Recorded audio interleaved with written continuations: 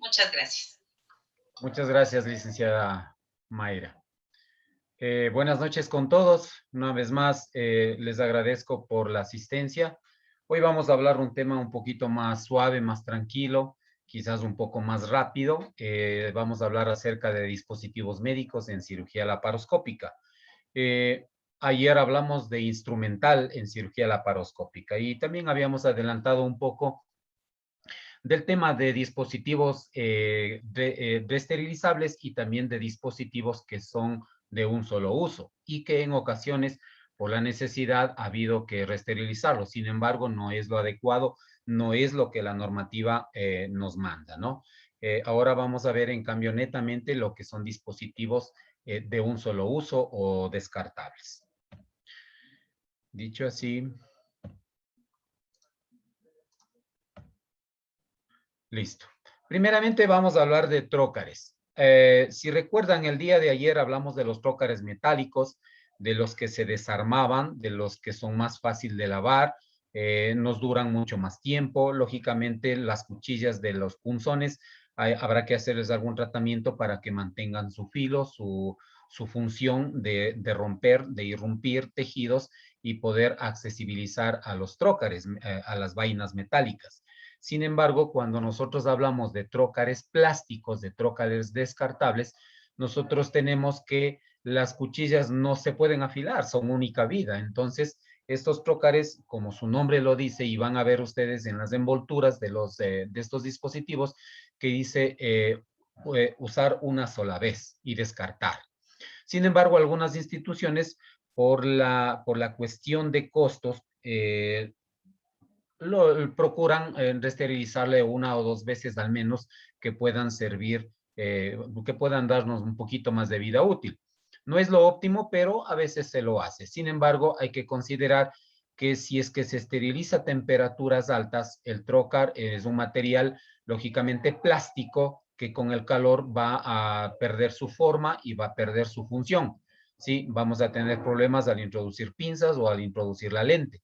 Entonces es preferible no esterilizarlos. Sin embargo, algunas instituciones lo esterilizan a peróxido y aún así tenemos problemas porque es un plástico sensible, no es termoresistente. Entonces, lógicamente vamos a tener modificaciones en la estructura del trócar y de todos los elementos que son de un solo uso.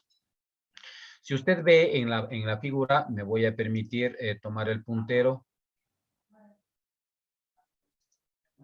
Si usted ve en la punta del trócar plástico, este trócar no es un objeto punzante. Sin embargo, es un objeto que sí guía a través del tejido en la introducción del trócar. ¿Sí? No es como en los metálicos. Recuerdan ayer teníamos uno en punta cónica, pero era punta. También teníamos un trípode, un prisma, un trócar que producía demasiado trauma porque tenía 3 cuchillas. ¿De acuerdan? Este en cambio no tiene eso. Solamente tiene una punta, pero que es roma. Sin embargo, es punta y va rompiendo los tejidos, pero de manera menos traumática que el trócar metálico. El trócar, la vaina del trócar en sí, tiene dos estructuras, tanto una lisa como una roscable, de tal manera que el médico tiene las dos alternativas, una lisa para introducirlo fácilmente y luego cuando ya ingresó la mayor parte, pues solo lo rota de tal manera que lo ubica con la profundidad que él necesita.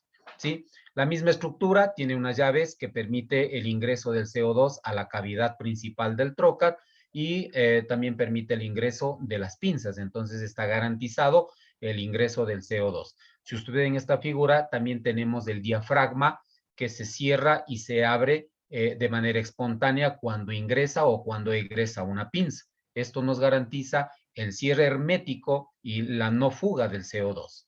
¿Sí? Esto es visto por la parte de abajo, es lo mismo, este es el diafragma, es una cerradura hermética, pero es plástica, entonces cede a la presión de una pinza o de un trócar o de un punzón. ¿Sí? Este de acá es un trócar de Hassan, no sé si usted ha tenido el gusto de conocerle. Este trócar no ingresa a una cavidad, este trócar crea una cavidad. Estos trócares usualmente se los utiliza para hacer hernioplastias, herniorrafias en la pared abdominal. Entonces, solamente como lo ven aquí en este dibujo, el trócar ingresa, se atrapa en la parte de abajo del peritoneo, pero sin embargo se trabaja en la parte, se crea un espacio virtual en la parte del peritoneo para poder hacer la corrección de los sacos, de los huecos herniarios. ¿Sí? Este es la bolsita donde se sostiene dentro del peritoneo. Y como usted puede ver, esta punta es cónica, es mucho menos traumática porque así lo demanda, ¿sí? El ingreso. Por eso es que cuando nosotros vamos a ingresar con un trócar de Hassan, tenemos que de ley hacer por una técnica abierta.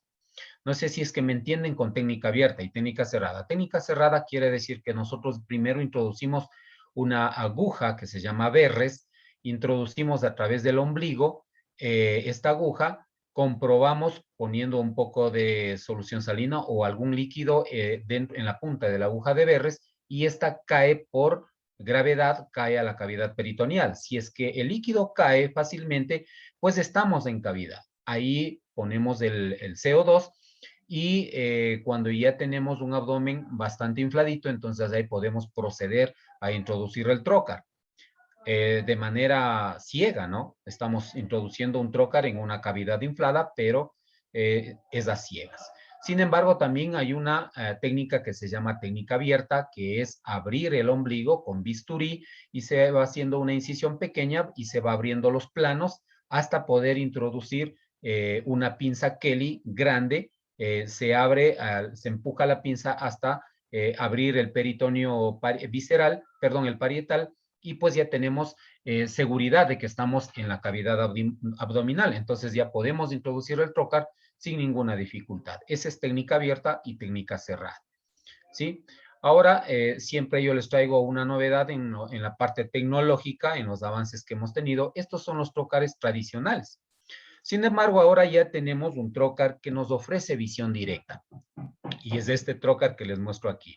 Si usted ve, el punzón del primero no tiene nada que ver con el nuevo punzón. Este punzón es transparente, sobre todo en la punta, si usted le ve. Este trócar ingresa por la camisa del trócar y la novedad con este punzón es que en la parte de atrás se ve apenitas, pero se ve algo. Por ahí se ingresa la lente óptica hasta la punta del punzón. Como esto es transparente, entonces el lente va guiando y usted va viendo en el monitor en qué parte del tejido, en qué parte de la pared está ingresando, ¿sí? A veces solo necesita ingresar un poco para hacer un espacio preperitoneal o ingresa directamente a la cavidad peritoneal. Entonces, esta es una gran guía porque usted ingresa a lo ciego, es decir, ya no a lo ciego, sino ingresa con visión directa de lo que está haciendo el cirujano. ¿Sí? Entonces, nosotros tenemos que aprender a manejar este punzón cargando la lente y cargando previamente el trócar. Ahora vamos a hablar de un tema bastante interesante que son las autosuturas laparoscópicas. Este es un tema que ha evolucionado bastante. Ahora tenemos mucha tecnología en esto también. Las autosuturas, las grapadoras mecánicas, como se llaman, son suturas que ya tienen bastantes años en el mercado. Sin embargo, ahora están evolucionando y de buena manera porque nos garantizan menor sangrado, una mejor sutura, un mejor corte, un corte más regular y con menos sangrado y con mejor hemostasia. Así, por ejemplo, estas suturas desde 1930 ya existían. En ese tiempo se les llamaba la máquina de coser, porque en realidad, o sea, la sutura mecánica es una sutura rápida, acorta el tiempo de sutura manual en relación a la sutura manual. Sin embargo, había muchos problemas de sangrado, de dehiscencias, de infecciones. Entonces, esto ha ido cambiando a través de los años. Ahora tenemos autosuturas mucho, mucho más seguras. ¿Sí? En el mercado actualmente, hablando de endosutura, tenemos dos tipos que son la endogia y la echelon. La echelon como que ha perdido un poquito de popularidad porque la diferencia entre la endogia y la echelon es el corte que hace la autosutura. Ya me van a entender un poquito más adelante. La EndoJia tiene una cortadora propia por cada carga de autosutura, mientras que la pistola de la Echelon tiene su cortadora dentro de la pistola. Eso hace que la Echelon nos dure unos 3, 4 disparos a lo mucho y ya no sirve la pistola. Y estas pistolas son bastante caras. En cambio, la EndoJia nos dura mucho más tiempo porque la cuchilla de corte viene directamente en las cargas. Eso hace que la pistola nos dure muchas más disparos. Sin embargo, lo óptimo es utilizar lo menos posible porque son descartables. Entonces, eso quiere decir que deberíamos utilizar una pistola por paciente. Sin embargo, la capacidad económica de las instituciones es bastante limitada, pues, y no nos permite hacer eso. Esa es la realidad nuestra, ¿no? Esta es una Echelon, por ejemplo, conózcala. Esta sutura es muy buena, es muy eficiente. Las cargas son más simples, pero son seguras también. Ya vamos a ver cómo se hace un disparo, la anatomía de un disparo. Entonces usted va a entender que la posición de las grapas, de los ágrafes que tiene estas autosuturas, son bastante seguras y nos permiten hacer líneas paralelas de hasta 3 líneas que vienen alternadas como si fueran ladrillos. Entonces, esto nos va a favorecer porque nos permite tener muchísima más hemostasia y muchísima más seguridad de que los cortes son firmes. Y sin embargo, aunque nos produce mejor hemostasia, también nos está produciendo irrigación al borde del tejido cortado. Eso quiere decir que no se va a necrosar el filo, ¿sí? Vamos a ver, más adelante me van a entender de lo que les estoy hablando. Este, en cambio, es del mango o la pistola que es de la EndoJia universal. Si usted ve, analizamos un poquito, nosotros tenemos aquí algunos detalles que quiero explicarles. Este de aquí es, primeramente, el mango azul con blanco, es el mango de donde el cirujano sostiene la pistola. Este negro de acá es del gatillo, por eso aquí está separado del mango y le permite gatillar las veces que sean necesarias. Si usted ve acá en la parte de arriba, este es un ala, ¿sí? Es un ala que es salida y este va recorriendo hasta la parte inicial de acuerdo a los gatillazos que vaya dando el médico, ¿sí? Ahora, las pistolas ya vienen con un sistema que permite mover hacia un lado o hacia el otro lado, a izquierda o derecha, le puede mover la carga, de tal manera que son movibles, ¿sí? Se mueven, ya vamos a ver en un video cómo podemos hacer esto, y cuando se ha disparado la carga, solamente alamos esta parte negra y la pistola, las mandíbulas de la pistola se abren con toda la facilidad, ¿sí? Vamos a ver el mecanismo de accionar esto más adelante, que tengo un video para que usted lo visualice de mejor manera. Esto es importante. Todas las cargas, tanto en Echelon como en EndoJia, tenemos la facultad o tenemos la benevolencia de que cuando nosotros aplicamos un disparo, nosotros estamos viendo, usted ve aquí al medio una línea recta. Esa es la línea de corte.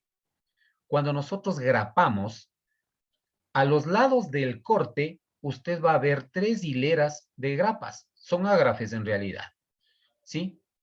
A cada lado. Eso quiere decir que cuando corta la cuchilla, no hay una opción de fuga de sangre, no hay una opción de donde nos pueda producir una hemorragia o algo parecido, ¿sí? Entonces, esta es la seguridad que provoca, es la posición de los ágrafes, es lo que nos garantiza un buen corte y una buena hemostasia. Si hablamos de tamaños, nosotros tenemos en 30 milímetros, que son pequeñas, ¿sí? En 45 y en 60 milímetros, es decir, 6 centímetros de longitud. ¿Para qué es esto? Porque nosotros tenemos que en 30 milímetros podemos hacer cortes en, en estructuras más pequeñas. Por ejemplo, en el epiplón son suturas vasculares, podemos grapear vasos un poquito grandes, ¿sí? En esófago, por ejemplo, nos va muy bien una de estas. En epiplón, ya les dije. En 45 milímetros, que es un poco más grande, podemos grafar en lo que es todo el intestino delgado, y en 60 milímetros, lo que son ya estructuras mucho más grandes, por ejemplo, el estómago, el colon, el sigma, todas esas estructuras podemos hacer con una autosutura mucho más grande. Y aquí la ven, la pistola, ¿sí? También tenemos una codificación por colores. Esto es muy importante que usted se familiarice porque usted va a encontrar en el mercado, ahora hay muchos más colores, sin embargo, los colores básicos, la cotidianidad con la que hemos manejado son 3 colores. Tenemos en blanco, en azul y en verde. Ahora ya hay alternativas que nos han puesto en medio del blanco y en medio del azul nos han puesto un gris. Y en medio del amarillo, perdón, y en medio del azul y el verde nos han puesto un amarillo, que son dimensiones que van al medio nada más. Ya me va a entender de qué se trata. ¿Cómo utilizamos este? ¿En qué tipo de tejidos? Como les dije, la dimensión, la medida de la autosutura va a depender del tejido que usted quiera agrafar. Por ejemplo, cuando utilizamos un blanco, la dimensión de la grafa, del ágrafe abierto, es de 3 milímetros por 2.5 milímetros, ¿sí? Es decir, el alto y el ancho. Y cuando se cierra el ágrafe, es decir, cuando se disparó, se cierra a 1 milímetro. Eso quiere decir que es bastantísimo lo que se recorre de la base de la grapa hasta que se acciona la grapa. Y cuando se acciona, bueno, al inicio cuando la grapa está sin disparar es como si fuera un arco de fútbol, pero cuando se ha disparado se recoge esto y se hace una V, una grapa en forma de V. Por eso es que se cierra tanto, a 1 milímetro. ¿Dónde nos sirve esto? Es tejido vascular fino, ¿sí? Como dice acá las indicaciones, tejidos finos, tejidos vascularizados como epiplon, mesenterio, arterias y venas. Ya un poquito más grueso, tejido un poquito más grueso es, por ejemplo, la grapa azul, que la grapa tiene entre 3 y 3.5 milímetros, hablando de la gris y del azul, hasta 3.8 milímetros. Y ya grafiada o grapada o ya disparada, como lo quieran llamar, se baja a 1, a 1.5 y hasta 2.5, la que es de 3.8. ¿Dónde utilizamos las azules o las grises? En tejidos normales, como les dije, el tejido intestinal, el esófago, el pulmón también incluye aquí. Cuando en cambio vamos a hacer un disparo con un tejido, con una carga verde o amarilla, estamos hablando de grapas mucho más grandes, ¿sí? Estas ya recogidas, ya disparadas, llegan a medir hasta 2 milímetros. ¿Dónde utilizamos estas grapas verdes y amarillas? En tejidos gruesos, como les dije, el tracto intestinal, como el estómago, y en los bronquios, en el intestino grueso, en el recto, en el sigma, en todos estos tejidos. Mientras más grueso el tejido, tenemos que utilizar una grapa mucho más gruesa, mucho más versátil, ¿sí?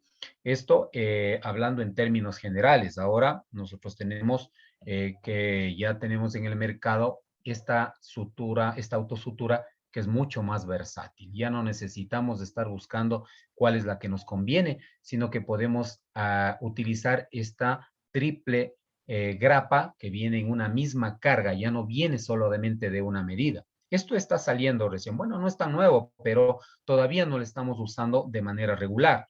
Las que usamos de manera regular son la blanca, la azul y la verde. Sin embargo, esta está revolucionando las cirugías porque son mucho más seguras.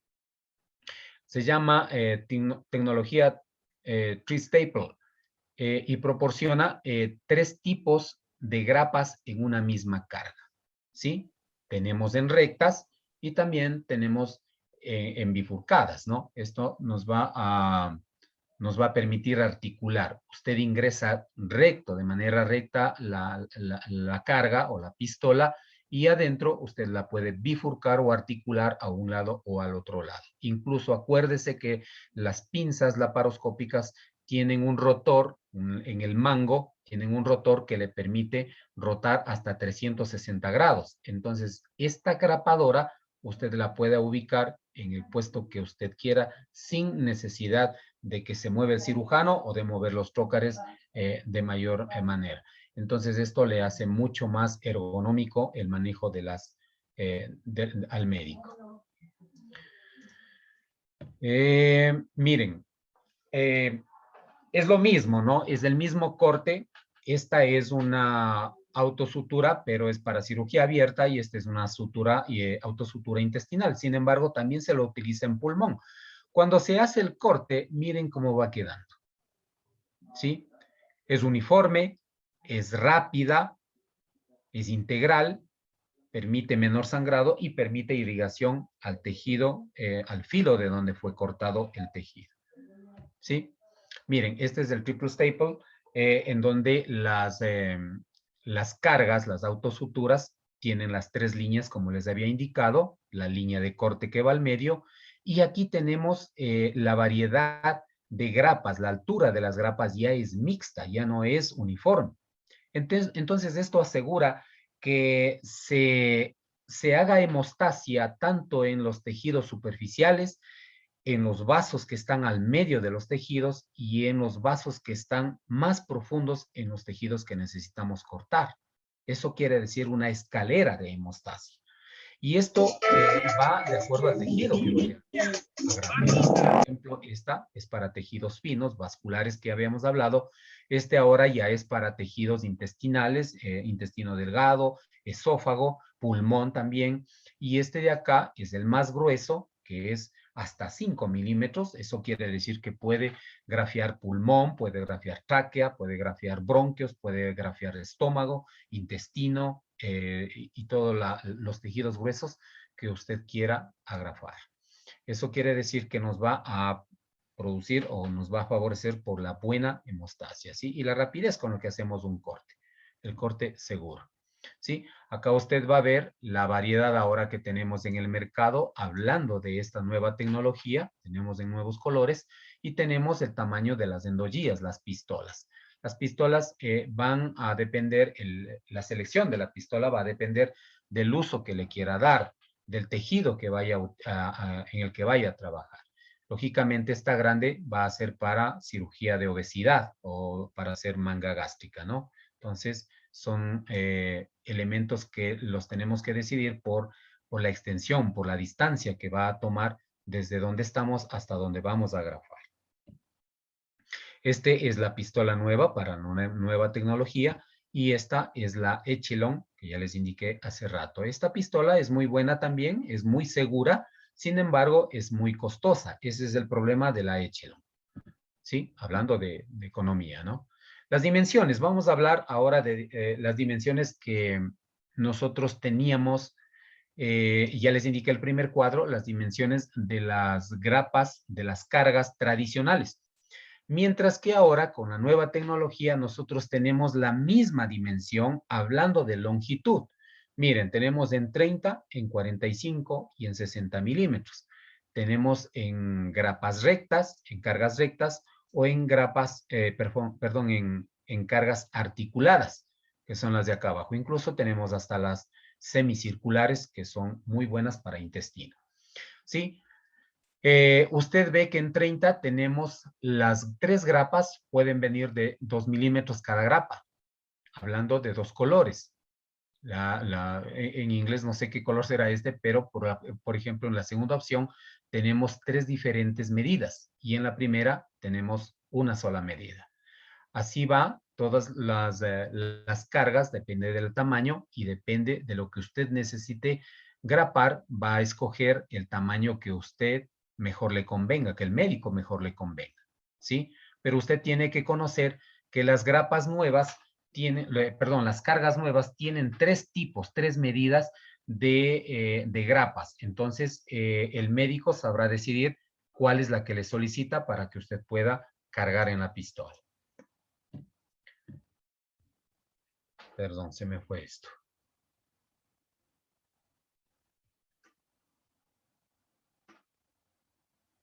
¿Sí me escuchan? Sí, sí se le escucha. Ok. Sí se le escucha. Permítame un segundito, se me dañó la presentación ahorita. Ya.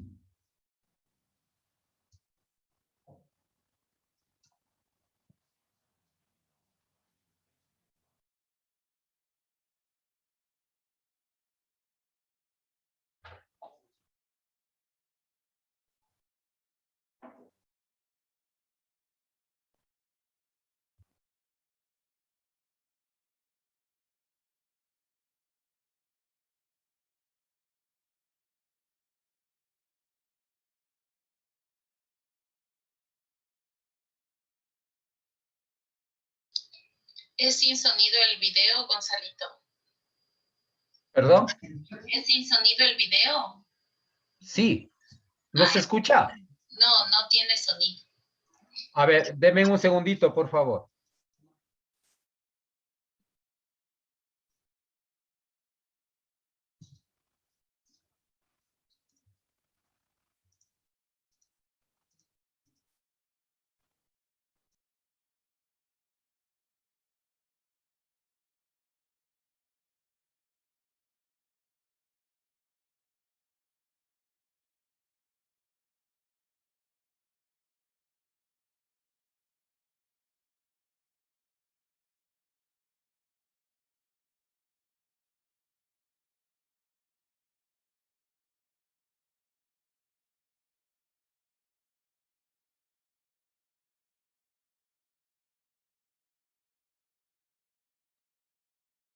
Open the jaws. Proper action of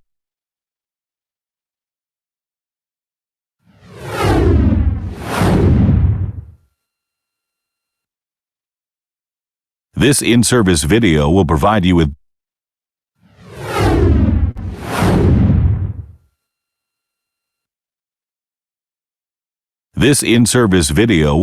with basic instruction ¿Sí se escucha ahí? Sí, ahí se escucha clarito. for using the Endo GIA Universal Stapling System from Covidien. Always refer to the instructions for use packaged with the product for complete instructions, indications, contraindications, warnings, and precautions. Está en inglés. GIA Universal single-use instrument handles and loading units are shipped in separate sterile packages. The Endo GIA Universal Stapler is available in 3 handle sizes which can interchangeably fire both straight and reticulator loading units in 30, 45, and 60 millimeter lengths. Loading instructions. To load the Endo GIA Universal Stapler, line up the white arrow on the instrument shaft with the white arrow on the loading unit. Push together and twist clockwise until you hear an audible click. After the loading unit has been clicked into place, remove the yellow shipping wedge. You can validate that the Endo GIA Universal Stapler has been loaded properly by cycling the instrument. Squeeze the ring handle completely to close the jaws. Then pull the black return knobs completely to open the jaws. Proper action of the instrument indicates that loading has occurred correctly. Steps to use. Apply the Endo GIA Universal Stapler across the tissue that is to be transected and squeeze the ring handle completely to close the jaws. Assure that no extraneous tissue or obstructions, such as clips, are in the jaws. When using a reticulator loading unit, the articulation lever may be used to lock the loading unit at either 22 or 45 degrees in either direction. The shaft of the Endo GIA Universal Stapler can also be rotated 360 degrees by using the rotating knob. When ready to fire, push the green safety button and then slowly squeeze the ring handle sequentially until the loading unit is completely fired.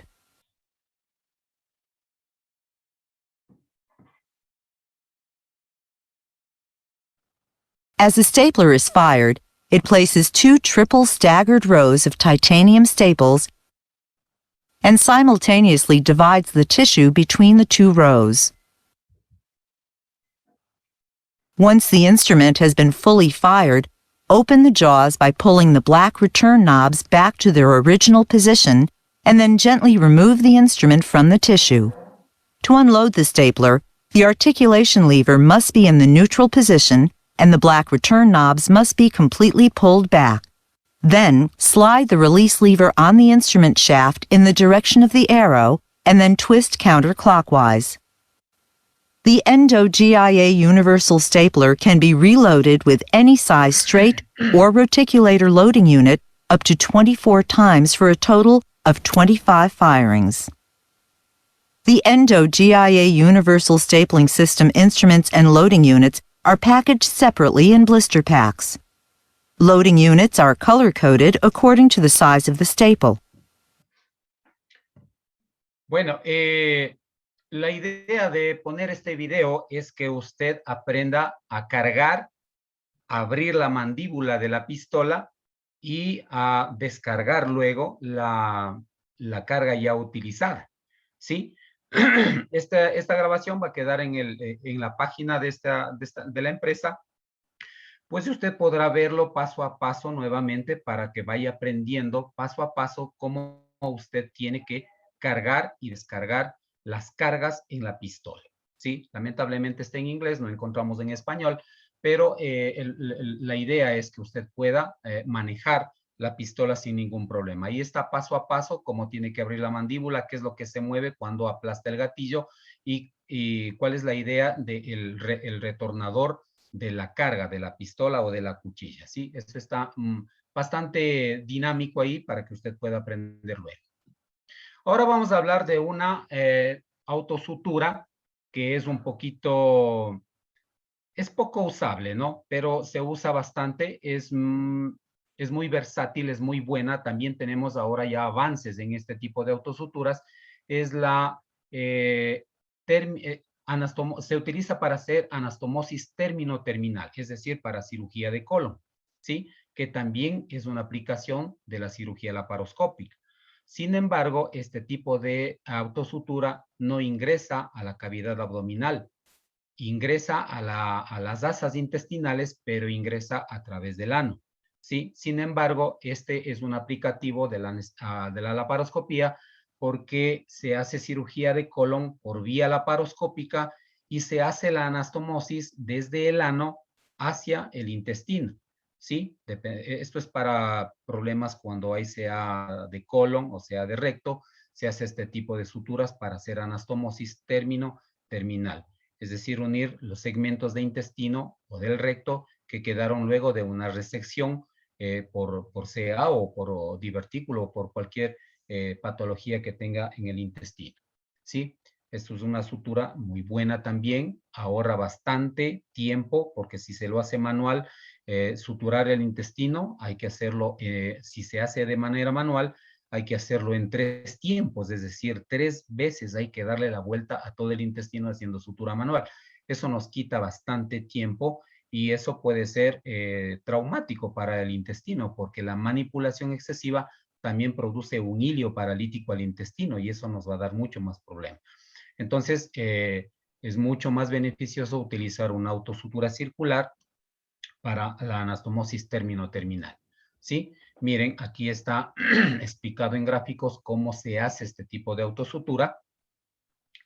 Esta es la parte del intestino, la proximal, y esta es la parte distal, ¿sí? Se une, ingresa por el ano, se abre la campanita que se ingresa por una parte del intestino, se unen las dos y se hace el giro del mango negro que usted ve acá. Perdón, nuevamente tengo que utilizar el puntero, ¿sí? Este mango de aquí, cuando una vez que ya se ha unido tanto la campana con la aguja de acá del resto de la pistola, se empieza a rotar, esto se empieza a unir y empieza a traccionarse, empieza a graparse y empieza a quedarse las grapas, así como vimos en las autosuturas rectas, en la autosutura circular queda de la misma manera, solo que de manera circular. Y luego el intestino ya queda unido en uno solo, ¿sí? Eso se hace, como les digo, en cirugía rectal más bien, ¿sí? Pero es muy buena. En dimensiones también tenemos, va a depender del tamaño del intestino, del diámetro que tenga el intestino. Tenemos entre 21 milímetros y 33 milímetros para intestinos bastante gruesitos, ¿no? ¿Sí? Y también viene codificado por colores, en celeste, en gris, en azul, en verde y en amarillo. Bueno, ahora vamos a hablar también de este instrumento muy especial que hemos estado hablando en estos días, que es el sellador de vasos, ¿sí? Usted ve, este también es un instrumento que es descartable, ¿sí? Solo se utiliza pocas veces y luego hay que descartarlo porque pierde esta base que usted ve aquí, que es como una plancha de cabello, ¿sí? Esto va perdiéndose la dimensión del labrado y eso hace que ya pierda la eficiencia del sellado en vasos de 7 milímetros, ¿sí? Entonces, por eso son aparatos que pues lamentablemente con pocos usos hay que descartarlos y el costo es bastante alto. Pero ya dependerá del poder adquisitivo de la institución para poder comprar o no comprar estos. ¿Usted se acuerda del Endoloop? Antes usábamos mucho el Endoloop. Este aparato, que no es más que una sutura que ya viene preformada, es un lazo, usualmente se lo hace es de bicril o de poliglicólico, ácido poliglicólico, viene insertado en este aparatito que ingresa como cualquier pinza a la cavidad abdominal. Una vez que está adentro, usted va a conocer el nudo también con el que viene hecho, ¿sí? Es un nudo que no permite el regreso del hilo. Esto hace que cuando se active, cuando usted empuje esta parte blanca del Endoloop, usted empuja el nudo y el nudo ya no regresa, se queda ahí estático, firme, por eso es que produce una buena fijación, una buena sujeción. Esto sobre todo se utiliza para la base apendicular. Mire cómo queda el apéndice luego de haber utilizado un Endoloop. Queda bien fijo con una sutura. Si esto lo hiciéramos a mano, imagínense, vamos a perder bastante tiempo. Este lazo era muy versátil, era muy bueno, lamentablemente se ha perdido bastante su uso porque ahora tenemos la famosa grapa, el polímero, que es mucho más eficiente, es más rápido y creo que es hasta más económico. Esta es la diferencia cuando tenemos una apendicectomía, una fijación, un cierre de la base apendicular con una grapa de polímero, ¿sí? Hablando de clips de polímeros, tenemos en 3 dimensiones también, ¿sí? Codificado igualmente por colores en verde, en lila y en dorado. En verde son los pequeños, medianos los lilas y los más grandes son de color dorado. También tenemos en las dimensiones, ahí está cómo debe cargarse, porque estamos usualmente, la pistola parece que fuera la misma, pero no es así. Usted tiene que tomar consideración de que esta bifurcación, esta forma de la grapa debe estar siempre hacia el lado derecho de la pistola. Si usted le da la vuelta, no va a quedar al lado derecho. Siempre tiene que quedar al lado derecho para que el cirujano pueda ver y pueda grapar con vista, no a la ciega. Si usted le pone al revés, el doctor a lo mejor lo va a grapar, pero va a grapar a la ciega, no va a ver el extremo de la grapa. Los clips de polímero, miren cómo queda. Ahí está la base apendicular y una vez grapado, queda fijo. Usted ha visto, a lo mejor tiene la experiencia de haber puesto o colocado o al menos ver un clip, un clamp umbilical. Este clip tiene la misma tecnología de cierre, es decir, no se va a abrir fácilmente. O sea, para poderle abrir tendríamos que romper la mandíbula que usted le ve aquí. Esta mandíbula se cierra con el anillo de acá y no permite la apertura, ¿sí? Tendríamos que hacer una fuerza bastante importante para poder soltar la seguridad del clamp. Entonces, por eso es que ahora se hace mucho más fácil, más rápido y más económico hacer las apendicectomías o grapar cualquier vaso, cualquier estructura anatómica que permita que se facilite con la grapa de polímero, ¿sí? Ahora también tenemos los clips de titanio. En clips de titanio, y hablando de clipadoras, tenemos de algunas formas, de algunos tamaños también. Esto también viene codificado por colores de acuerdo al clip que usted necesite. También vienen algunas medidas, ¿sí? Este, en cambio, es una clipadora de titanio también, pero es una clipadora descartable, que es lo que nos compete esta noche. Esta clipadora hablamos ayer, ¿sí? Pero esta clipadora ahora ya viene de manera descartable, desechable. Lamentablemente, estas grapadoras vienen con 20 grapas. Si usted utiliza 6 u 8 grapas, el resto tendríamos que desecharlo, ¿sí? Porque son descartables. Y no estamos como para desperdiciar 10 o 12 grapas en cada pistola. Entonces, por eso es que se reesteriliza. Lamentablemente, ha habido problemas con las grapas reesterilizadas, porque ha habido problemas de dehiscencia. Se sueltan las grapas porque la pistola ya fue reesterilizada. El hecho de aplicar calor extremo, o gases al polímero, al plástico del cual está hecho estas pistolas, van a modificar la estructura, van a modificar la salida, los resortes que tienen el mecanismo de resorte que tiene cada pistola. Entonces, esto cuando usted dispara, va a disparar, aparentemente queda bien fijo, pero eso es lo que nos ha dado problemas. El uso de las grapadoras reesterilizadas nos ha dado muchos problemas y eso hay que tratar de evitar en lo posible.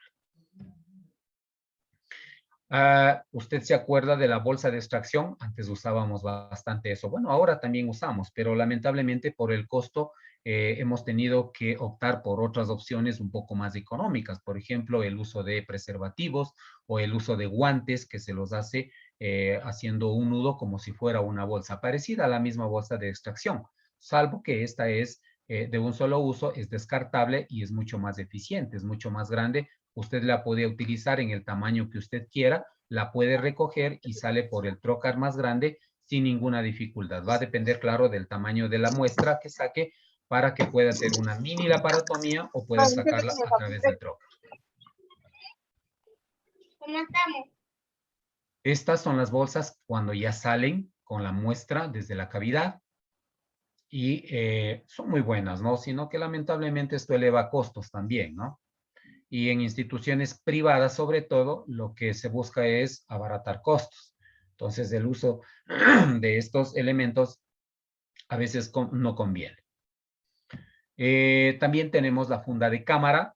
Esta funda es muy importante. Ayer teníamos entre las preguntas que nos hicieron, había una que decía que si deberíamos reesterilizar la cámara, el cabezal de cámara. Y yo les había dicho que no, porque esto va a desgastar el material con el cual está cubierta las fibras de vidrio que tiene la fibra óptica que tiene esta cámara, el cable de la cámara. Entonces, la mejor opción es proteger la cámara contaminada, bueno, con una funda propia para cámaras de laparoscopía. Y esta es la opción más acertada, porque estamos protegiendo el cabezal de cámara y también estamos protegiendo estérilmente el campo operatorio y la maniobrabilidad de la cámara. Así es como queda ya colocada la funda de la cámara, ¿sí? Con la punta del lente hacia afuera y el resto está protegido. Incluso la toma para la conexión para la fibra óptica queda libre, entonces no hay problema. Toda la cámara es manejable cubierto con este plástico, ¿sí? También tenemos la funda de cámara para las diferentes estructuras del robot Da Vinci. Esto es una cuestión un poquito más compleja, pero tenemos fundas de cámara para todas las estructuras, para todos los cables que intervienen en una cirugía laparoscópica. Vamos a hablar ahora también de las grapas de piel, ¿sí? Esto es ahora bueno, estas grapas de piel ya tenemos bastante tiempo utilizándolas en el mercado. Son muy versátiles, ahorra bastante tiempo, es mucho mejor para la cicatrización. Es un poquito doloroso la extracción para el paciente, pero en cambio ahorra tiempo y la cicatriz es mucho menos traumática que al hacerlo con sutura manual, ¿sí? Va a depender, por supuesto, del presupuesto para poder utilizar este tipo de grapas. La grapadora automática va dejando así una unión mucho más firme, mucho más regulable. Esto va a depender del entrenamiento también del médico, ¿no? Usualmente los médicos posgradistas o los residentes o el ayudante de la cirugía es el que termina haciendo el cierre de piel y pues tiene que tener bastante práctica para poder dejar las grapas de manera homogénea sobre la piel, ¿sí? Garantizamos con eso una cicatriz mucho menos visible, mucho más segura, mucho más fina, ¿sí? En cambio, miren, si tuviéramos una sutura manual, pues esto nos provoca siempre la irritación de la piel por el mismo hecho de que estamos haciendo tracción con el hilo, estamos provocando que ingrese menos sangre, menos oxigenación a los bordes de la herida, pues y esto nos va a producir infección o al menos una inflamación del borde de la herida, ¿sí? Entonces tenemos que tener un poquito más de precaución en el sentido de utilizar más grapas de piel porque es más eficiente y es más sano para el paciente. También tenemos estas succiones de irrigaciones descartables que hay ahora en el mercado. Se utiliza mucho, pero igual, como siempre les repito, el costo-beneficio es lo que tiene que evaluar y valorar en cada institución, sea pública o privada. Esto nos demanda costos, sin embargo, son muy buenas, son equipos muy eficientes, pero lamentablemente son de un solo uso. Esta última fotografía les he puesto como para recordar que ahora tenemos las mangueras de la insuflación para CO2 que tienen que tener siempre un filtro antihumedad. Este filtro va colocado por lo menos a 10 o 20 centímetros de la salida del CO2 del equipo que emana CO2. ¿Para qué? Para evitar el retorno de la humedad hacia el equipo. El equipo tiene sensores demasiado eficientes que si topan humedad se va a dañar el equipo y el equipo es bastante costoso. Por eso las mangueras ahora que son para CO2 ya vienen incorporadas con este filtro que van a evitar que se nos dañen los equipos a posterior. Creo que eso es todo. Por hoy, como les había dicho, esta es una charla un poquito corta porque tenemos dispositivos médicos ahora que son descartables, pero que se puede reesterilizar solamente 1 o 2 veces a lo mucho. Sí, esto nos va a abaratar un poquito de costos, sin embargo, es más eficiente utilizar el equipamiento que se pueda reesterilizar. Sí, con un buen mantenimiento vamos a prolongar la vida de estos instrumentos y vamos a tener un costo-beneficio mucho mejor, hablando de precios sobre todo. Espero que les haya gustado la presentación. Cuando quieran la pueden revisar nuevamente. Cualquier duda, estoy a las órdenes. Muchas gracias. Muchas gracias, Gonzalito. Pues en realidad